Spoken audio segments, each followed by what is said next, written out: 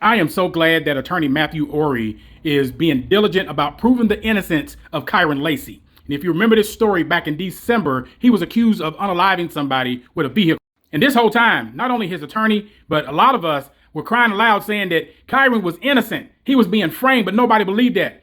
Kyron was a victim of public crucifixion due to the media, due to the police lying, the DA, all of them. His family needs to sue everybody, not only for defamation, but also for the injustices. This right here is one of the greatest injustices in sports history, also in history, period. This young man lost his life for a lie. They convinced him that he was an unaliver. They stripped him of his dream for nothing. This time there's proof to show that he was innocent. If you don't remember this story, December the 17th last year, 2024, he's a former LSU wide receiver, and he was facing charges of negligent homicide, felony hit and run, reckless operation of a vehicle after allegedly causing a fatal crash. And that crash took the life of a 78-year-old man named Herman Hall. But Lacy, he passed away this year, April the 13th, 2025, from a self-inflicted GSW during a police pursuit in Texas. And this was just days before the NFL draft. He couldn't take the pressure, man. I mean, it was sad. But I want y'all to watch this. And I'm going to play two different videos. One showing that he was not at fault. Everything that they said was a lie. Then the other video, I'm going to play part of it, but the rest of this is going to be on YouTube because it's going to show where the police officer was convincing one of the witnesses to lie. What you'll see is in the top left of the screen, you're going to see multiple cars just making their way south to Thibodeau, coming from Battery. At some point in time, you're going to see the collision, which we're going to know is vehicle number 2 from oncoming traffic colliding with the vehicle of Mr. Hall. You will see another vehicle come to a stop, and then you'll see Kyron Lacy come to a stop. So as we've seen the video, it looks like the impact happens, and then Kyron Lacy is behind him. How far away was he from there? Well, yeah, that's the beauty of the investigative report that I now have my hands on. We know from data that Kyron Lacy did, in fact, pass 4 cars. There's no disputing that. Further north, Kyron Lacy passed 4 cars. However, he was back in his lane of travel, 92.3 yards. Back in his lane, behind Mr. Hall. At the time of impact, he's 72.6 yards behind the vehicles at the time of impact. Keyword, behind the vehicles. That is not how this story was ever painted. Never. Any part of the district attorney's investigation that talked about Mr. Lacy getting back, I guess we call it, what do you call it, correcting or getting in your proper lane? Sure, he was back in his proper lane according to their data. This isn't my expert. This is the investigation of the Lafourche Parish District Attorney's Office. So I'm here simply comparing and contrasting the District Attorney's Office with state police in this matter.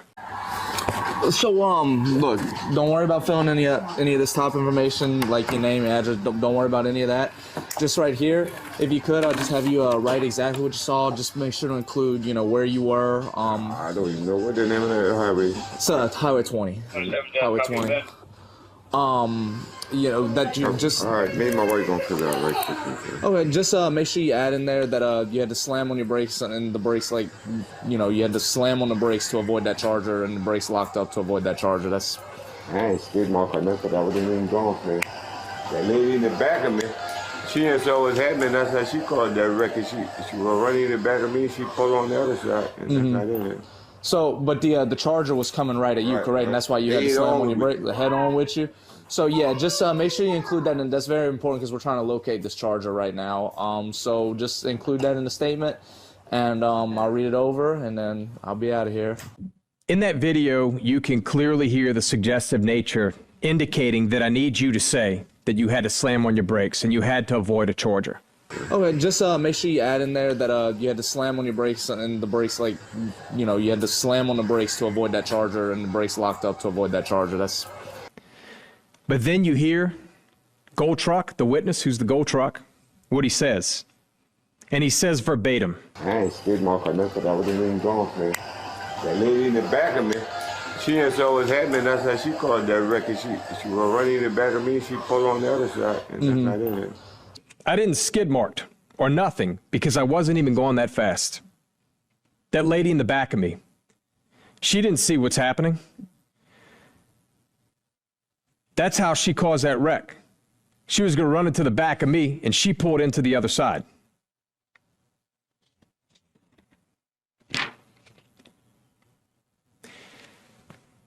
But there's a bigger problem.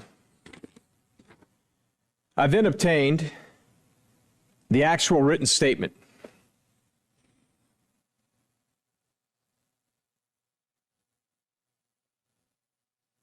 And this is from the gold truck. This is the gold truck. Now, after the statement we just went through, notice, I've obviously redacted names, addresses, and the cell phone number in fairness to the individual who is gold truck number one in oncoming traffic. See, the problem with that statement is it is in direct contravention to what was said minutes earlier.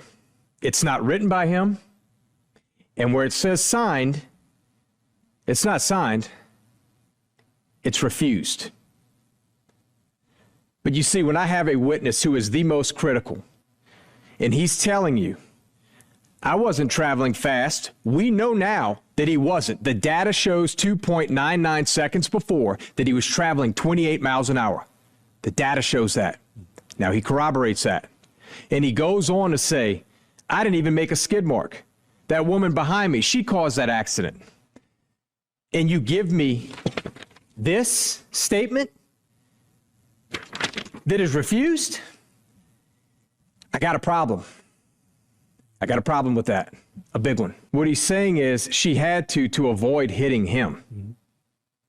He specifically stated she caused that accident, but I've got an affidavit for arrest warrant right here.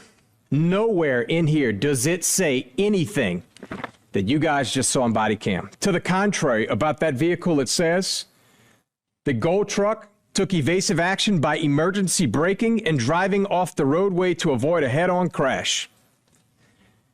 But you just heard he said, I wasn't even going fast. I didn't even skid mark. So what emergency braking are we referring to here? And what the hell was the point of this report? That is complete opposite. I would expect that you'll show this to where they can read what was said versus what was written just minutes earlier. Just make sure you add in there that you had to slam on your brakes, and the brakes, like, you know, you had to slam on the brakes to avoid that charger, and the brakes locked up to avoid that charger. That's. I ain't skid mark or nothing. I wasn't even going for it. That lady in the back of me, she didn't saw what was happening. That's how she called that wreck. She was running in the back of me. She pulled on the other side, and that's not in it. So, but the charger was coming right at you, correct? Right. And that's why you had to slam on your brake, the head on with you. So yeah, just make sure you include that, and that's very important because we're trying to locate this charger right now. So just include that in the statement, and I'll read it over, and then I'll be out of here. Okay. By the way, the body cam wasn't on for this statement. It was turned off before obtaining this statement. And this is what we get back in a file. Told y'all he was innocent.